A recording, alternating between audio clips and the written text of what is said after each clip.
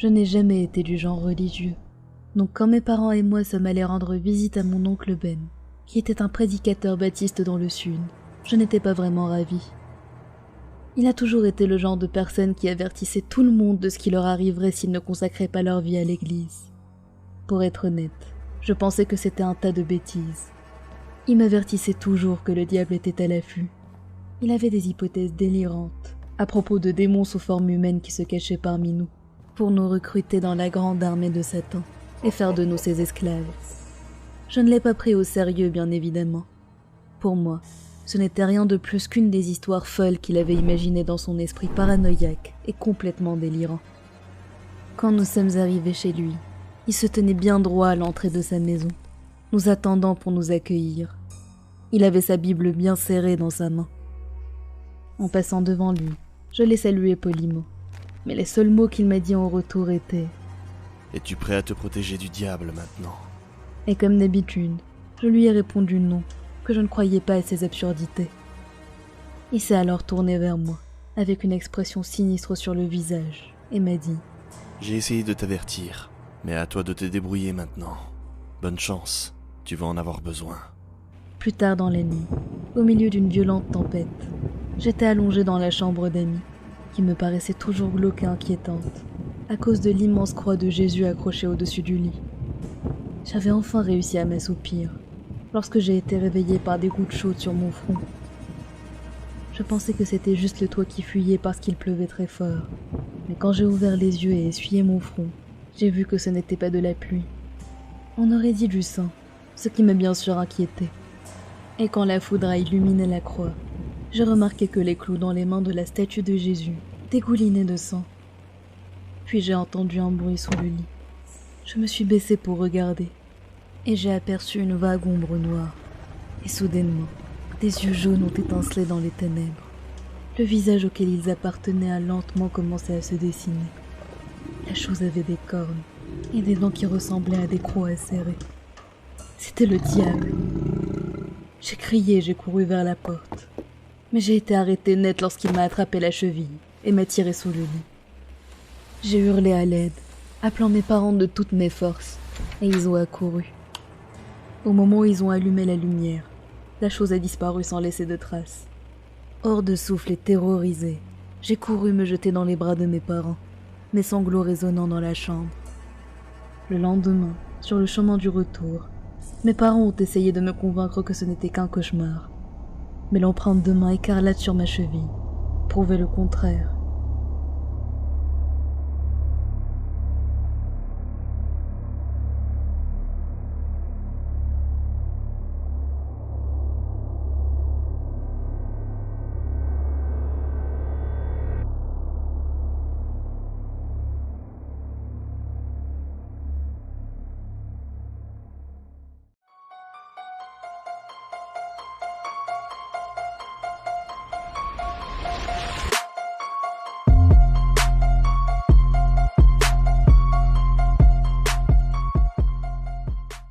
Je n'ai jamais été du genre religieux, donc quand mes parents et moi sommes allés rendre visite à mon oncle Ben, qui était un prédicateur baptiste dans le sud, je n'étais pas vraiment ravie.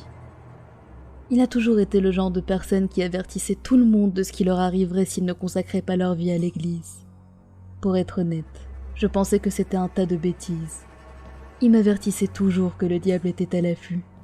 Il avait des hypothèses délirantes à propos de démons sous forme humaine qui se cachaient parmi nous, pour nous recruter dans la grande armée de Satan et faire de nous ses esclaves. Je ne l'ai pas pris au sérieux, bien évidemment. Pour moi, ce n'était rien de plus qu'une des histoires folles qu'il avait imaginées dans son esprit paranoïaque et complètement délirant. Quand nous sommes arrivés chez lui, il se tenait bien droit à l'entrée de sa maison, nous attendant pour nous accueillir. Il avait sa Bible bien serrée dans sa main. En passant devant lui, je l'ai salué poliment, mais les seuls mots qu'il m'a dit en retour étaient « Es-tu prêt à te protéger du diable maintenant ?» Et comme d'habitude, je lui ai répondu non, que je ne croyais pas à ces absurdités. Il s'est alors tourné vers moi, avec une expression sinistre sur le visage, et m'a dit « J'ai essayé de t'avertir, mais à toi de te débrouiller maintenant. Bonne chance, tu vas en avoir besoin. » Plus tard dans la nuit, au milieu d'une violente tempête, J'étais allongée dans la chambre d'Amy, qui me paraissait toujours glauque et inquiétante, à cause de l'immense croix de Jésus accrochée au-dessus du lit. J'avais enfin réussi à m'assoupir, lorsque j'ai été réveillée par des gouttes chaudes sur mon front. Je pensais que c'était juste le toit qui fuyait parce qu'il pleuvait très fort, mais quand j'ai ouvert les yeux et essuyé mon front, j'ai vu que ce n'était pas de la pluie. On aurait dit du sang, ce qui m'a bien sûr inquiété. Et quand la foudre a illuminé la croix, j'ai remarqué que les clous dans les mains de la statue de Jésus dégoulinaient de sang. Puis j'ai entendu un bruit sous le lit. Je me suis baissée pour regarder, et j'ai aperçu une vague ombre noire. Et soudainement, des yeux jaunes ont étincelé dans les ténèbres. Le visage auquel ils appartenaient a lentement commencé à se dessiner. La chose avait des cornes et des dents qui ressemblaient à des crocs acérés. C'était le diable. J'ai crié et j'ai couru vers la porte. Mais j'ai été arrêtée net lorsqu'il m'a attrapé la cheville et m'a tiré sous le lit. J'ai hurlé à l'aide, appelant mes parents de toutes mes forces, et ils ont accouru. Au moment où ils ont allumé la lumière, la chose a disparu sans laisser de traces. Hors de souffle et terrorisée, j'ai couru me jeter dans les bras de mes parents, mes sanglots résonnant dans la chambre. Le lendemain, sur le chemin du retour, mes parents ont essayé de me convaincre que ce n'était qu'un cauchemar. Mais l'empreinte de main écarlate sur ma cheville prouvait le contraire.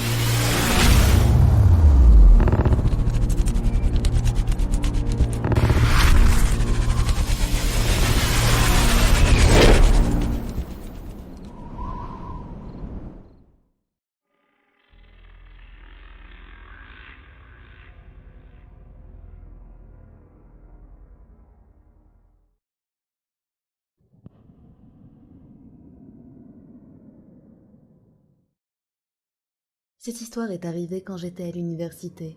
J'avais 20 ans à l'époque. Je révisais pour un examen en biologie. Oh, du moins, jusqu'à ce que ma coloc fonce dans ma chambre.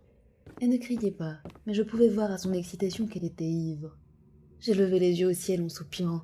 J'avais perdu toute concentration maintenant. Mais bon, ce n'était pas grave. Je m'étais habituée à son comportement. C'était une fêtarde et moi, eh bien, une intello. J'ai essayé de reprendre le fil, mais elle m'a caressé le dos en rigolant, avant de me dire « Allons, Jasmine, à chaque fois que je te vois, t'es en train de lire un bouquin. » J'ai soupiré avant de lui répondre. « Et à chaque fois que je te vois, tu pues l'alcool et le vomi. » Elle a froncé les sourcils. « Et si je te disais que je te laisserais tranquille toute la semaine si tu venais avec moi une soirée demain ?» Je voulais répondre non, mais j'y ai finalement réfléchi. Je veux dire, c'est vrai que je travaille toujours très dur, et en plus, elle nous foncerait plus dans ma chambre comme ça de toute la semaine.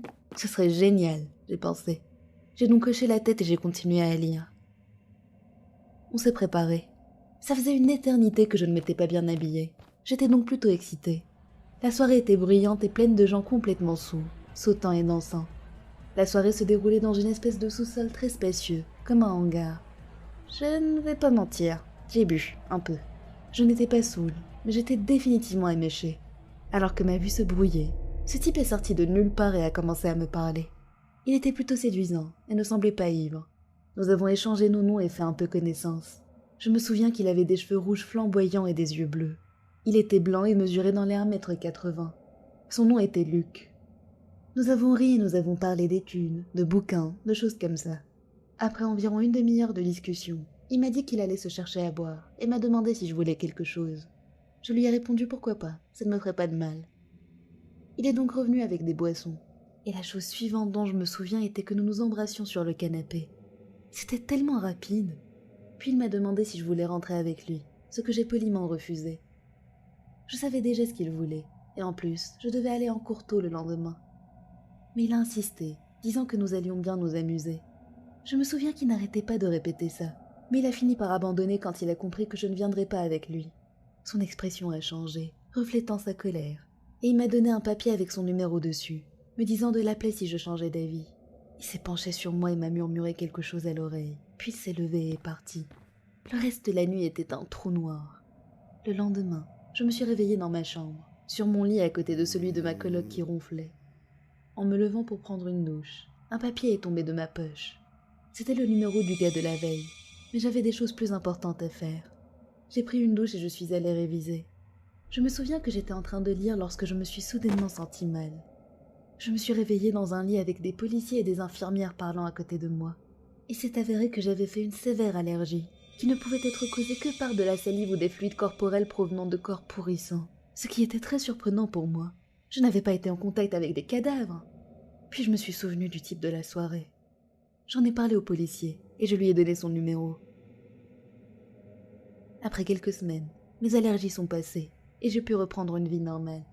J'étais en cours lorsque mon téléphone a sonné. J'ai répondu, et c'était la police. Ils avaient retrouvé le type de la soirée. Il avait 2 cadavres de femmes dans son appartement, qu'il avait mangés. Elles devaient être là depuis des mois. Je me suis mise à trembler. L'idée que j'avais embrassé quelqu'un qui mangeait de la chair humaine était insupportable. Ou pire encore, et si j'avais accepté d'aller chez lui, j'aurais pu être un de ces cadavres.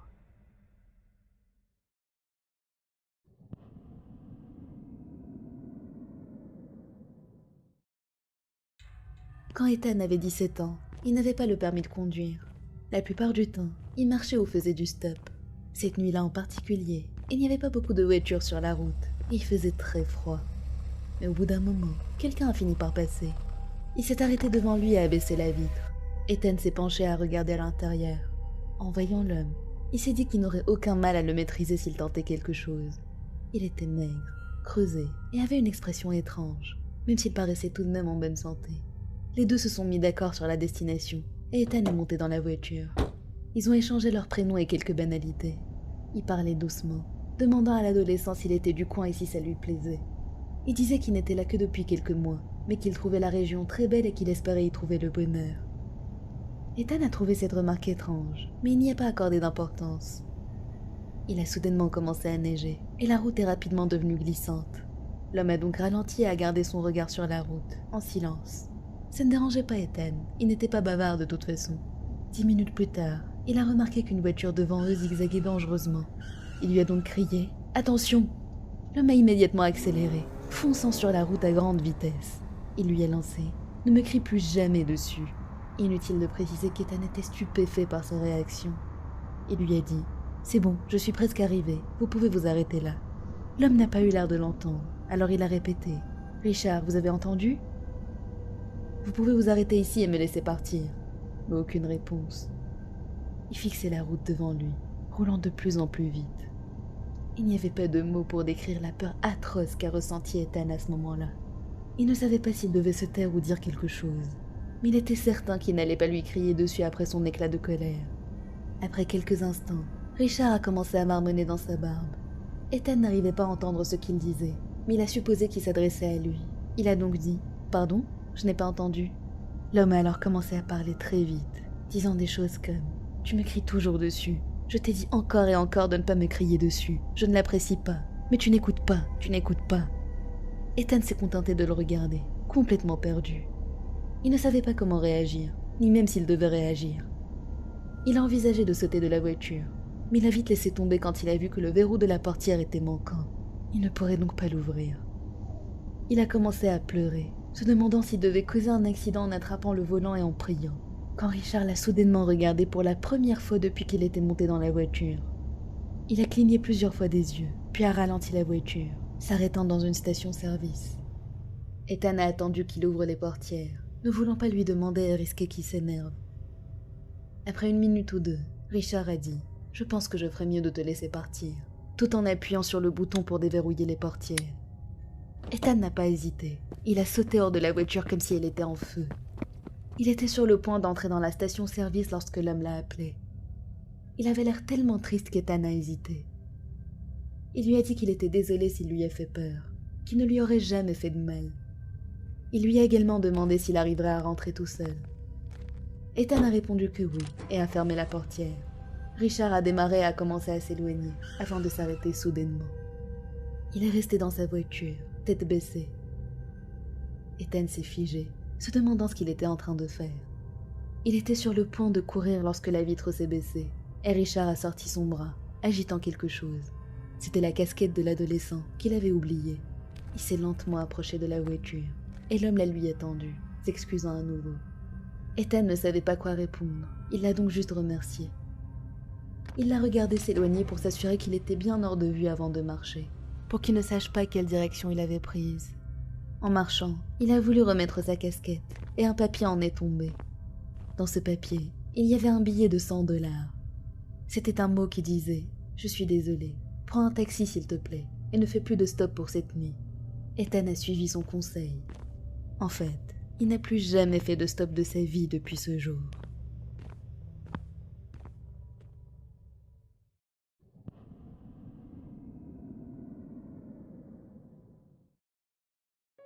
C'était le 1er avril 2001.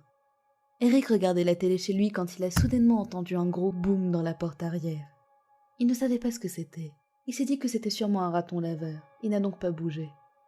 Mais soudainement, quelqu'un a murmuré à son oreille. « Je viens pour toi. » Il s'est retourné pour voir qui était là, mais il n'y avait personne. Il est sorti et a crié « Qui est là ?» Il est rentré, et c'est là qu'il l'a vu. Un homme avec un masque de lapin, tenant un couteau de cuisine. Il a couru à la cuisine prendre un couteau et allumer la lumière. L'homme a enlevé son masque, et c'était en fait son ami Fred. Eric était tellement soulagé. Son ami a crié « Poisson d'avril !» Eric lui a demandé comment il avait réussi à aller aussi loin après lui avoir chuchoté à l'oreille. Mais Fred avait l'air confus. À sa grande surprise, son ami lui a dit qu'il n'avait jamais chuchoté à son oreille. C'est là qu'Eric a su que quelque chose était chez lui. Il a dit à Fred de se cacher et d'appeler la police. Quand ils sont arrivés, ils ont trouvé un homme aux longs cheveux noirs essayant de cambrioler la maison. Il avait un pistolet et un couteau. C'était un prisonnier qui s'était échappé il y a quelques jours.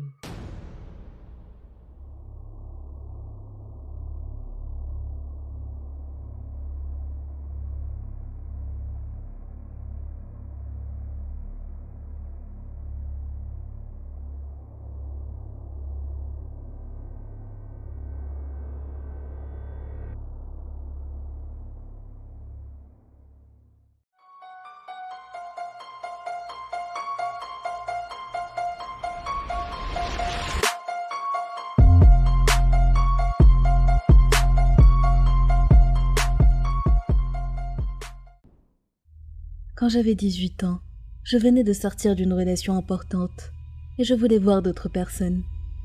Je me suis donc inscrite sur cette application de rencontre dont je ne citerai pas le nom. Je n'avais jamais parlé à mes parents de ma précédente relation, ni des garçons à qui je parlais en ligne.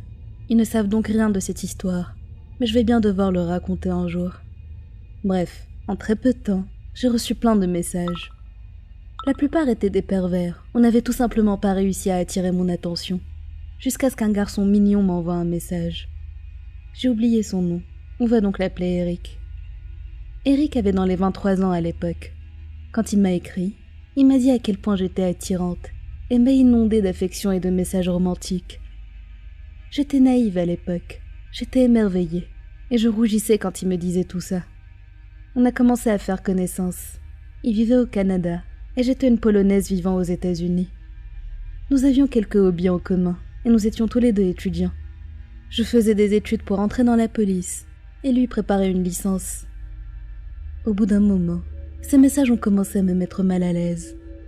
Il me disait qu'il préférait les filles blanches plutôt que les asiatiques, et qu'il avait toujours voulu avoir une relation avec une blanche. Il m'a demandé si j'étais toujours vierge, et même si je me sentais mal à l'aise, j'ai répondu oui. Il a commencé à sexualiser la conversation, et je n'aimais pas ça, mais j'ai continué à lui répondre. Puis il m'a demandé si je pouvais venir le voir au Canada. même si je venais à peine de faire sa connaissance. Vivant dans une famille polonaise très stricte, je lui ai dit que je ne pourrais pas. Il a insisté en me disant que j'étais une adulte et que je devais prendre mes propres décisions, ce qui était vrai. Mais si vous êtes polonais, vous devez obéir à vos parents même si vous êtes adulte. Évidemment, je lui ai dit que j'habitais aux États-Unis, mais je ne lui ai pas précisé où. Et soudainement, il m'a demandé si j'habitais dans telle ville, dans tel département. J'étais choquée quand il m'a demandé ça, parce que je ne lui avais jamais dit où j'habitais exactement. Et sur mon profil, je ne l'avais pas mentionné non plus. Je n'ai aucune idée comment il a fait pour découvrir ça. Je lui ai menti en lui disant que je n'habitais pas là, mais il ne m'a pas cru, et j'ai fini par lui avouer. Il m'a ensuite demandé mon adresse, mais je refusais de lui donner. Il s'est énervé en me disant que tout le monde s'échangeait son adresse, ce qui n'était évidemment pas vrai. J'ai fini par le bloquer, mais l'histoire ne s'arrête pas là. Quelques semaines plus tard, j'ai entendu dire qu'il y avait eu une entrée par effraction dans mon quartier. 2 hommes se sont introduits dans une maison, mais ils n'ont rien volé. Au lieu de ça, ils donnaient l'impression de chercher quelqu'un. Mon cœur s'est emballé quand j'ai entendu ça. Eric me cherchait. Quelques maisons plus tard, ne me trouvant pas, ils ont abandonné. Je suis restée sur le qui-vive pendant plusieurs jours, mais ça ne s'est pas reproduit. Je n'ose pas imaginer ce qui serait arrivé si Eric avait trouvé la bonne maison dans mon quartier et m'avait kidnappée.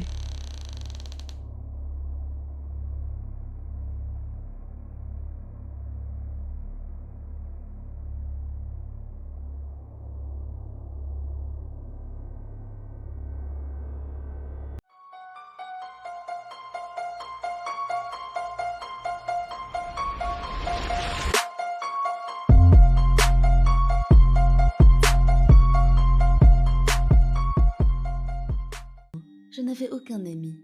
Ma mère ne me laissait pas jouer dehors avec les autres enfants de notre quartier. J'étais toujours seule. Les seuls camarades de jeu que j'avais étaient mes cousins et mon frère, mais il fallait 3h25 pour aller jusqu'à chez eux. Un jour, ma mère m'a enfin autorisée à jouer dehors avec les autres enfants, parce qu'elle devait aller quelque part et ne pouvait pas me surveiller. J'ai pris ma poupée et autres jouets, tout excitée à l'idée de jouer avec les autres.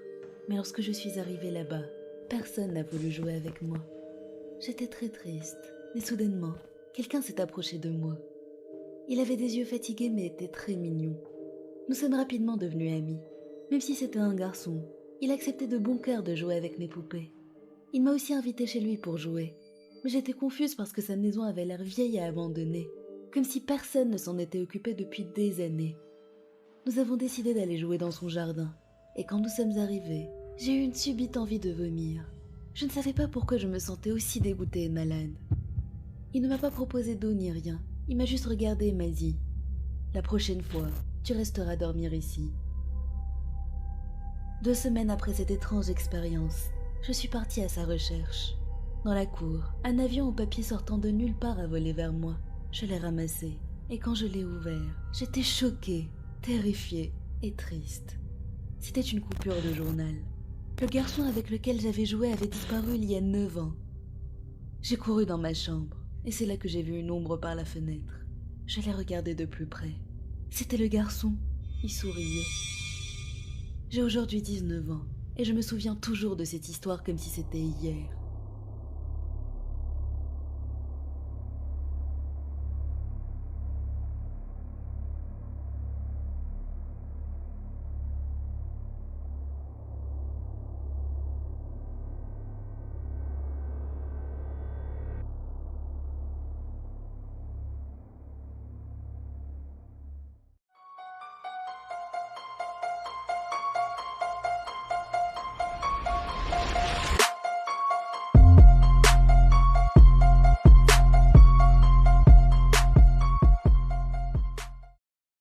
Cette histoire est arrivée lorsque j'étais petite. J'étais en plein road trip avec ma famille. Mon frère avait 16 ans à l'époque, et ma demi-sœur en avait 21. Je ne me rappelle pas exactement où nous allions ni où nous avons logé, étant donné que ça date d'il y a 15 ans. Tout ce dont je me souviens, c'est que nous avions loué un chalet dans un petit village. Il y avait plein de montagnes entourant l'endroit, et il ne devait pas y avoir plus de 20 maisons dans le coin. À côté de notre chalet, il y avait un lac suffisamment grand pour y faire du kayak, et à sa droite, il y avait une petite cabane. Elle paraissait très ancienne, avec un toit mal réparé, et elle était envahie de lierre. Ça peut ne pas sembler effrayant, mais sa porte était grande ouverte. Notre chalet était entouré par une très grande clôture. Nous étions donc en sécurité.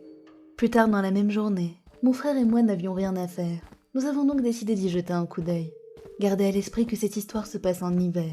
Il faisait donc nuit beaucoup plus rapidement qu'en été. Nous nous sommes dirigés vers la cabane, et en nous approchant, nous avons remarqué que de la lumière traversait le toit. Ça ne ressemblait pas à la lumière d'un plafonnier, plutôt à celle d'une lampe torche. Nous sommes restés là à regarder la lumière bouger dans la cabane, quand tout à coup, elle a pointé directement sur nous. Mon frère et moi étions pétrifiés de peur. Nous nous sommes regardés sans savoir quoi faire. Nos parents étaient dans le chalet en train de regarder la télé. Ils ne nous auraient donc pas entendus si on avait crié à l'aide. Je n'aime pas tomber dans des clichés, mais mon grand frère est très fort, émotionnellement, physiquement et mentalement. J'étais donc très surprise de le voir trembler de peur. Je pensais qu'il allait me protéger en me disant quoi faire. Mais au lieu de ça, il est juste resté là, aussi paralysé que moi, à regarder droit devant lui alors que la lumière nous aveuglait à travers la cabane, pendant ce qu'il m'a semblé être une éternité. Soudainement, la lumière s'est éteinte. Un léger soulagement m'a envahi, mais j'avais toujours terriblement peur parce qu'on n'y voyait plus rien après un tel éblouissement. Lorsque nous avons essayé de nous enfuir en faisant demi-tour, nous n'arrivions pas à voir où nous allions. Puis, comme si la situation n'était pas assez désastreuse, nous avons entendu un gros bruissement provenant de la cabane, devenant de plus en plus fort. Nous avons couru aveuglément vers le chalet, le bruit nous poursuivant, toujours plus fort. Puis j'ai entendu une voix creuse derrière nous. J'ai regardé derrière moi avec hésitation. Il y avait un vieil homme à côté de la cabane, tenant une lampe torche dans sa main. Ses mains étaient couvertes par ce qui ressemblait à du sang, et ses cheveux étaient si sales qu'on aurait dit qu'il ne s'était jamais lavé. Sa barbe était dans le même état que ses cheveux. De sa voix rauque, il nous a dit « Viens ici, petite. J'ai plein de jouets. Tu veux jouer avec moi ?» Avec un sourire terrifiant et des yeux grands ouverts sans ciller. On aurait dit qu'il s'adressait à moi. J'ai crié aussi fort que j'ai pu, et mon frère m'a pris par la main pour m'entraîner avec lui en courant vers le chalet. Nous avons raconté à nos parents l'horreur de ce que nous avons vécu, mais ils ne nous ont pas cru au début tellement ils étaient confus et choqués par la situation. Mais lorsqu'ils ont vu le visage monstrueux de l'homme pressé contre la fenêtre, tenant un couteau ensanglanté dans sa main, ils ont crié d'horreur et ont immédiatement appelé la police. Ils étaient juste à côté car c'était un petit village. Mais l'homme, en entendant les sirènes, a couru vers la cabane. Et malheureusement, ils n'ont jamais pu l'attraper. Ils nous ont demandé à quoi il ressemblait et ce qu'il nous avait dit. Car une fille qui me ressemblait avait été brutalement assassinée le mois précédent par ce même homme. Je n'ose pas imaginer ce qui serait arrivé s'il nous avait rattrapés, ou si la police n'était pas arrivée à temps.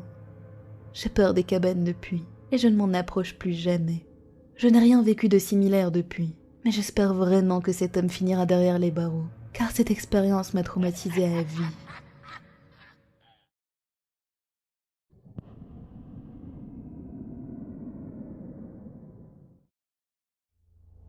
Un jour, lorsque Tim avait 6 ou 7 ans, sa mère devait aller au récital de sa grande sœur, et son père était au travail. C'était un pilote. Sa mère l'a donc déposé, lui et son grand frère âgé de 12 ans à l'époque, chez la babysitter, qui habitait à quelques pâtés de maison de chez eux. La babysitter, que nous allons appeler Bev, avait 19 ans, et selon Tim, c'était la meilleure babysitter au monde. Elle les laissait jouer à des jeux vidéo et regarder la télé tard le soir, tant qu'il ne la dérangeait pas quand elle était au téléphone. Ils regardaient la télé, lorsqu'ils ont soudainement entendu quelque chose gratter la façade de la maison. Ils ont pensé que c'était un animal errant. Ils ont donc reporté leur attention sur la télé. Environ 1 heure plus tard, Bev a couru à la porte d'entrée pour la verrouiller, puis a fermé tous les stores des fenêtres. Tim et son frère étaient curieux mais aussi très inquiets. Ils ont fini par fondre en larmes de peur. Bev les a rassurés du mieux qu'elle pouvait, leur disant que c'était juste un petit curieux. Elle les a ensuite emmenés à l'étage, dans la chambre de ses parents, en prenant avec elle la console de jeu. Elle leur a demandé de jouer en silence et de ne toucher à rien d'autre. 1 minute à peine après son départ, les enfants ont entendu un grand bruit de verre brisé dans la pièce en dessous d'eux. Le malade qui les observait avait jeté une brique contre la fenêtre de la chambre d'Amy et avait réussi à s'introduire à l'intérieur. Bev s'est précipitée dans la chambre de ses parents et a dit aux enfants de se cacher dans le placard. Elle leur a dit que c'était pour une partie de cache-cache et qu'ils ne devaient faire aucun bruit. Elle a ensuite fermé les portes et les a verrouillées, laissant Tim et son frère enfermés seuls. Après quelques minutes, les enfants ont entendu un homme dire « Sortez de votre cachette, je vais juste jouer. » Au moment où l'homme allait ouvrir le placard, un bruit d'eau s'est soudainement fait entendre depuis la salle de bain de l'étage, puis ça s'est arrêté. C'était Bev qui essayait d'attirer l'attention de l'intrus. Elle lui a crié « La police est en route, tu ferais mieux de dégager de ma maison tout de suite !» L'homme s'est alors mis à courir, au moment même où des sirènes se faisaient entendre au loin. Les enfants, tremblants de peur, ont entendu Bev crier et courir. En fait, la jeune fille avait mis la main sur une batte de baseball et avait rattrapé l'intrus pour lui asséner un coup sur la tête aussi fort qu'elle le pouvait. L'homme est tombé à terre, mais n'a pas tardé à se relever et à pourchasser Bev à l'extérieur. Heureusement, les policiers étaient déjà arrivés et l'ont intercepté dès qu'ils l'ont vu. La mère des enfants est immédiatement venue et a emmené tout le groupe chez elle. Plus tard, elle leur a avoué que l'homme était un délinquant sexuel qui s'était échappé de prison. Dans le rapport, il disait qu'il avait un grand couteau avec lui, ainsi qu'un pistolet.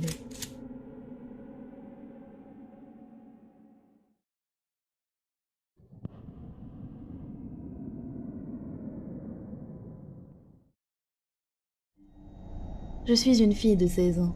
Il y a quelques années, en été, j'ai laissé mon chez-moi en centre-ville pour aller rendre visite à ma tante qui habitait dans la banlieue du New Jersey.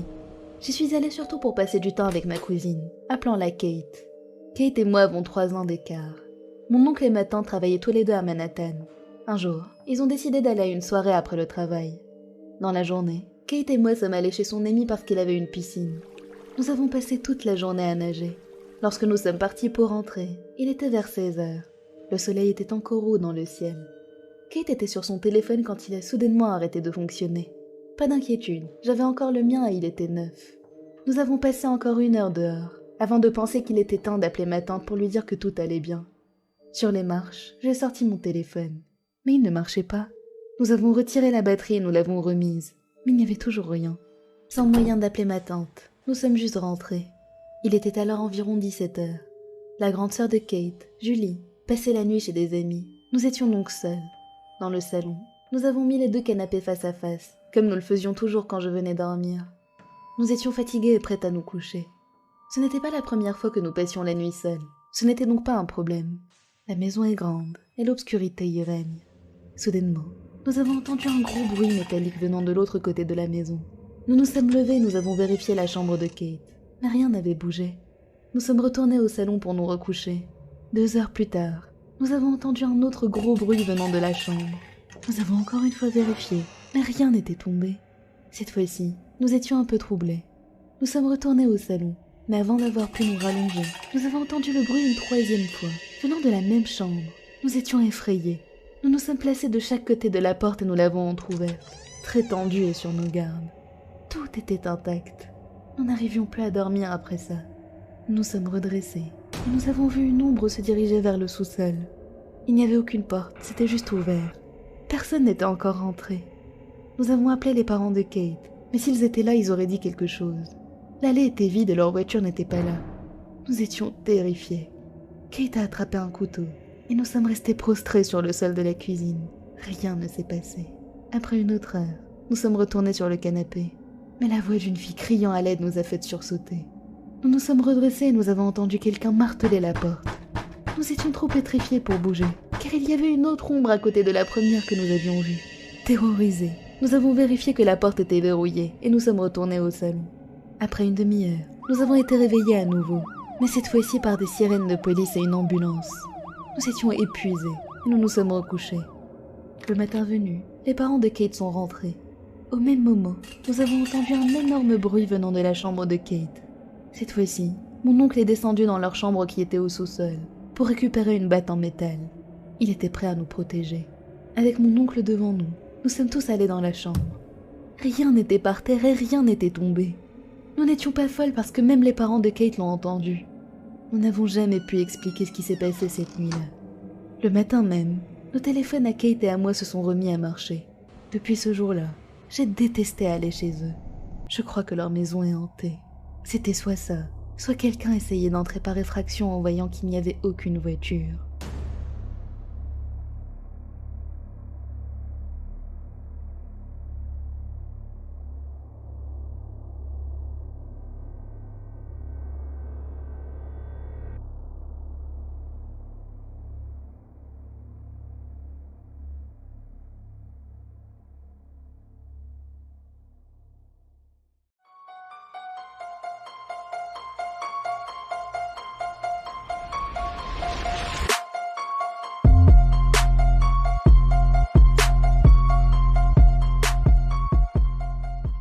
Lucas avait 11 ans au moment de cette histoire.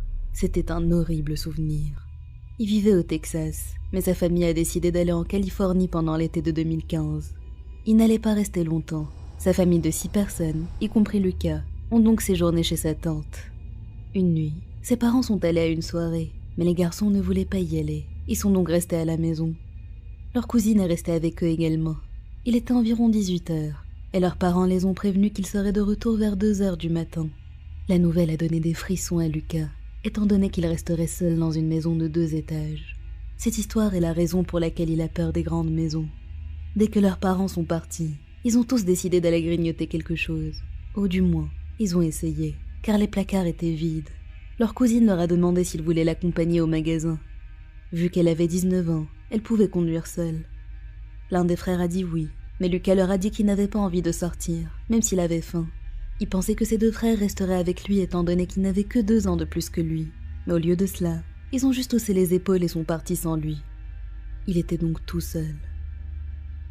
15 minutes plus tard, Lucas était sur le canapé, en train de jouer sur son iPad. Soudainement, il a entendu un bruit venant de l'étage. Il a décidé d'aller voir ce que c'était, mais au moment où il a commencé à grimper les marches, une tasse est tombée dans l'escalier, sans raison. Effrayé, il a couru dans la chambre de son oncle et s'est caché dans le placard.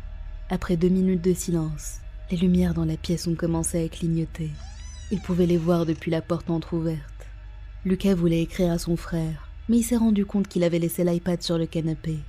Quelques instants plus tard, il a entendu un autre bruit venant de l'étage, et c'est ce qui l'a convaincu que l'auteur de ces étranges bruits était définitivement là-bas. Il a décidé de courir hors de la maison, puis aller chez les voisins pour leur demander s'ils pouvaient rester avec eux un petit moment. Mais une fois à l'extérieur, avant de s'éloigner, il a jeté un coup d'œil à la fenêtre de l'étage et a vu une silhouette dans une des pièces. Il pouvait la voir clairement étant donné qu'il n'était que 19 heures. C'était certainement l'une des choses les plus glauques et terrifiantes qu'il ait jamais vues de sa vie. C'était une femme avec une robe noire. Elle était pâle et avait des yeux cerclés de noir. On aurait dit que c'était un maquillage qui avait coulé tellement c'était foncé. Elle ressemblait vaguement à une nonne. Lucas est resté figé, l'observant pendant quelques instants, jusqu'à ce qu'une voiture s'approche sur le côté, le sortant de sa transe. Il s'est dirigé vers le garage et la voiture s'est garée à l'intérieur. C'était sa cousine avec ses 2 frères. Il était tellement soulagé. Ils lui ont demandé pourquoi il était dehors, et Lucas a répondu qu'il voulait prendre une photo de la maison depuis l'extérieur. Il ne voulait pas leur dire la vérité, et ils n'ont pas remarqué qu'il n'avait pas son iPad avec lui. Une fois à l'intérieur, Lucas les a suivis à l'étage, traînant derrière eux parce qu'il était toujours effrayé, mais rien d'autre ne s'est produit. Une autre nuit, aux environs de 22 heures, il pleuvait fort. Lucas voulait voir les éclairs. Il a donc écarté les rideaux pour regarder par la fenêtre. L'extérieur a brièvement été illuminé par les éclairs, et c'est là qu'il l'a vue à nouveau. La silhouette était dans l'allée des voisins, fixant la maison. Lucas n'a jamais réussi à oublier cette nuit, peu importe à quel point il avait essayé. Parfois, lorsqu'il s'amusait, il s'en souvenait et arrêtait, et cette pensée ruinait toujours sa journée. La pensée que la femme de cette nuit puisse être toujours là-bas, en train de le chercher.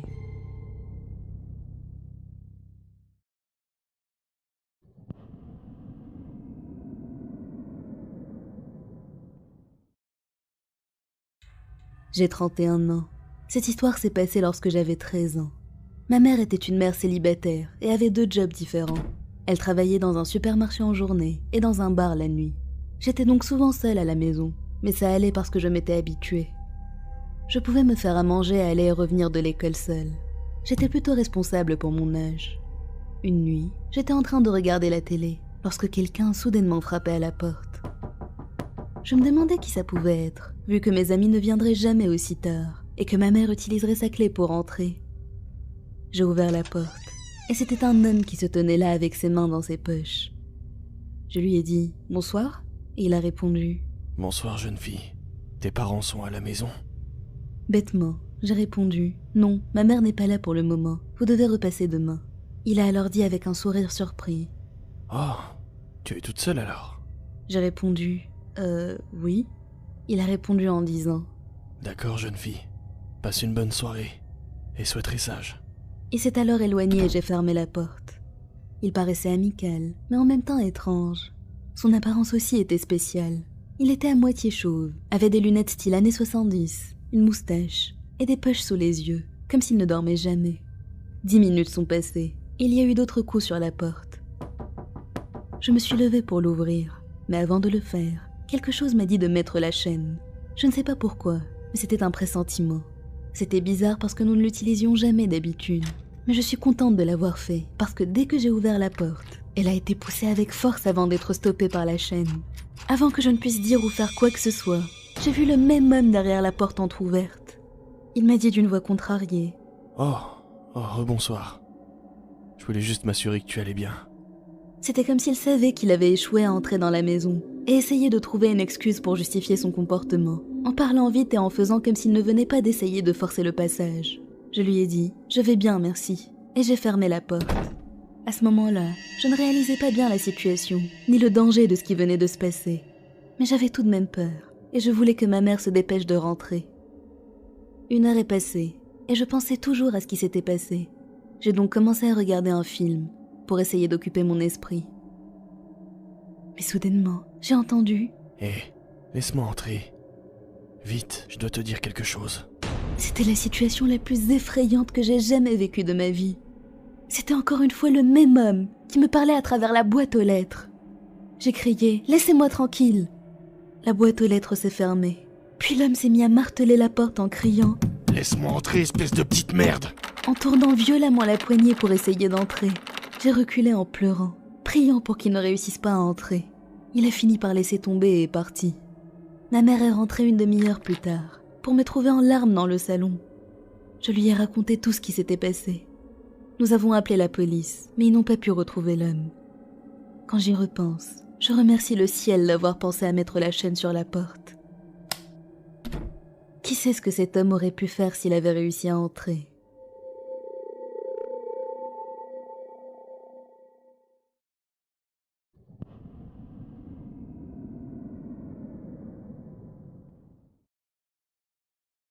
Hugo a 21 ans, mais cette histoire est arrivée lorsqu'il avait dans les 9 ans. Son oncle Alain vivait chez eux. Il séjournait dans la chambre d'amis qui se trouvait au 1er étage.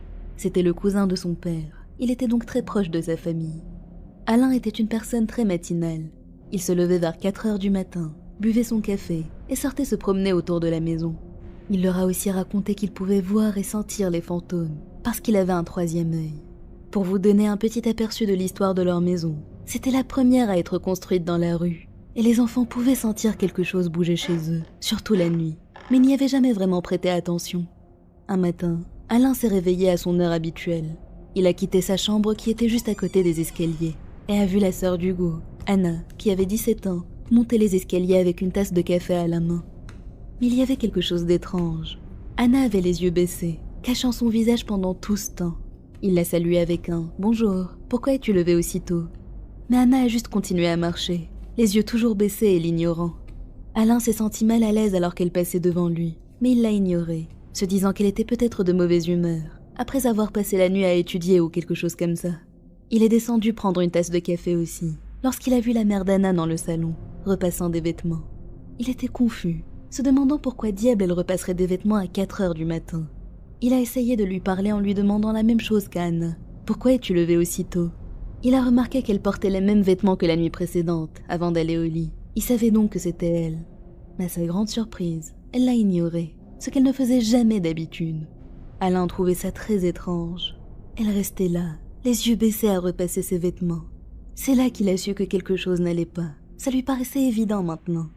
Il s'est précipité dans sa chambre à l'étage, a verrouillé la porte, éteint les lumières et s'est recouché. Il a essayé de ne plus y penser et s'est rendormi pendant quelques heures. Il était 10 heures du matin lorsqu'il a raconté à Anna et sa mère ce qui s'était passé.